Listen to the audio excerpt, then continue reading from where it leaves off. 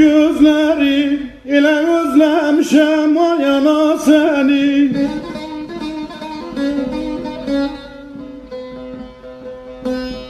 Boğazımda düğümləndi sözlərim, elə özləmişəm ben ana səni, can ana səni. Boğazımda düğümləndi sözlərim, elə yada saldım ben ana səni, can ana səni. Hep hayallerle yaşadık. Mutluluk ne kadar da çıplak. Sahipsizlik ne zor şey ana. Ana bugün çok dertliyim. Gün ağardı, yine aynı dertler, aynı acılar. Ana senin için bir yıldız seçtim, kaymasın diye her gece dua ettim. Gülleri hiç sevmedim, güller solar, anam solmasın istedim. Yüreğim yetmiyor bu hasrete. Ne zaman bitecek bu özlem? Kokunu unutmaktan korkar oldum ana. Yoksun artık kimse sarmaz yaramı, çıkarmadım giydirdiğim karamı.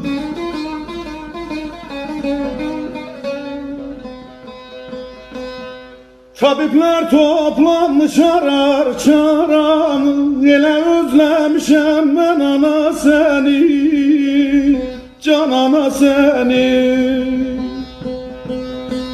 Tabipler toplanmış arar çaramı, elə yada saldım ben ana səni, can ana səni.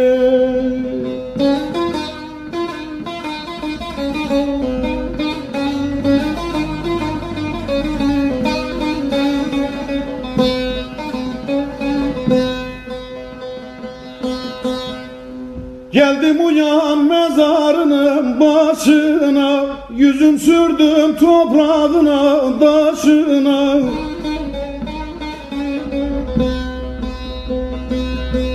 Kimse bakmaz gözlerimin yaşına, elə özləmişəm ben ana səni, can ana səni. Kimse bakmaz gözden akan yaşıma, elə özləmişəm ben ana səni, can ana səni. Artık yoruldum, beynimde bir sızı var.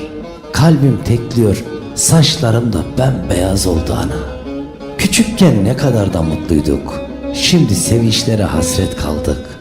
Yara aldı bedenimiz, yalnızlık, keder, dert dolu.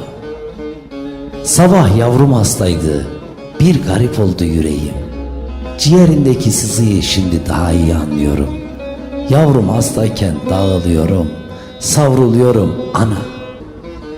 Küçükken hep acın bana geçsin derdin ya, şimdi yüreğimde hep acılar var ana. Bana bir yol